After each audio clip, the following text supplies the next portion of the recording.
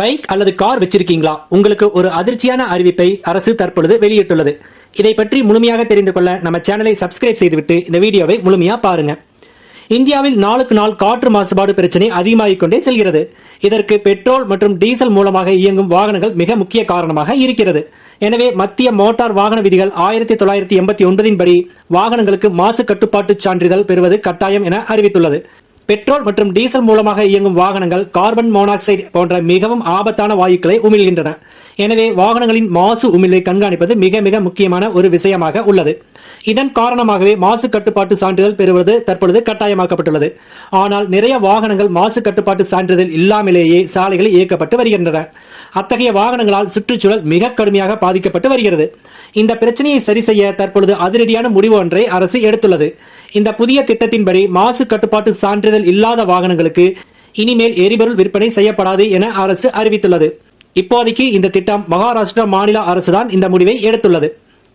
மாசு கட்டுப்பாட்டு சான்றிதழ் இல்லாத வாகனங்களுக்கு எரிபொருள் விற்பனை செய்யப்படாது என்ற திட்டம் மகாராஷ்டிரா மாநிலத்தில் விரைவில் அமலுக்கு வரும் என அம்மாநில போக்குவரத்து துறை அமைச்சர் தெரிவித்துள்ளார்.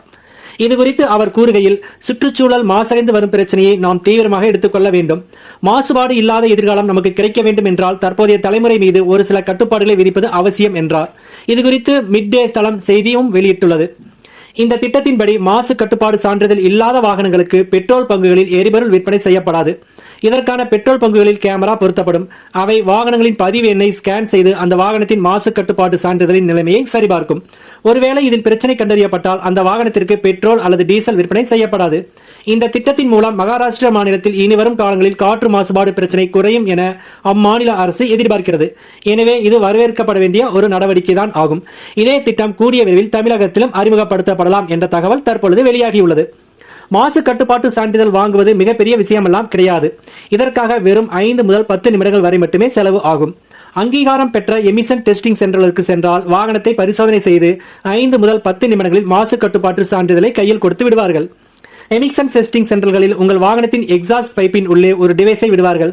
இதன் மூலமாக மாசு உமிழ்வு கண்டறியப்பட்டு சான்றிதழ் வழங்கப்படும். இதற்கு 5 முதல் 10 நிமிடங்கள் வரை மட்டுமே ஆகும். இத்துடன் இதற்கு பெரிதாக செலவும் ஆகாது. வாகனத்தின் வகை மற்றும் எரிபொருள் வகை ஆகிய காரணிகளை பொறுத்து வெறும் 60 ரூபாய் முதல் 120 ரூபாய் மட்டுமே இதற்கு கட்டணமாக வசூல் செய்யப்படும். எனவே வாகனங்களுக்கு மாசு கட்டுப்பாட்டு சான்றிதழ் பெறுவது என்பது எளிமையான மற்றும் செலவு குறைவான ஒரு செயல்முறைதான். எனவே அனைவரும் இந்த சான்றிதழை வைத்துக் கொள்வது நமக்கு பாதுகாப்பாக இருக்கும். ஆனால் மாசு கட்டுப்பாடு சான்றிதழ் இல்லாத வாகனங்களுக்கு எரிபொருள் விற்பனை தடை செய்யப்படுவது மட்டுமல்லாது அபராதமும் விதிக்கப்படுவதற்கான வாய்ப்புகளும் உள்ளது. எனவே இவற்றை முறையாக நாம் வாங்கி வைத்துக் கொள்வது நமது கடமை ஆகும். நன்றி.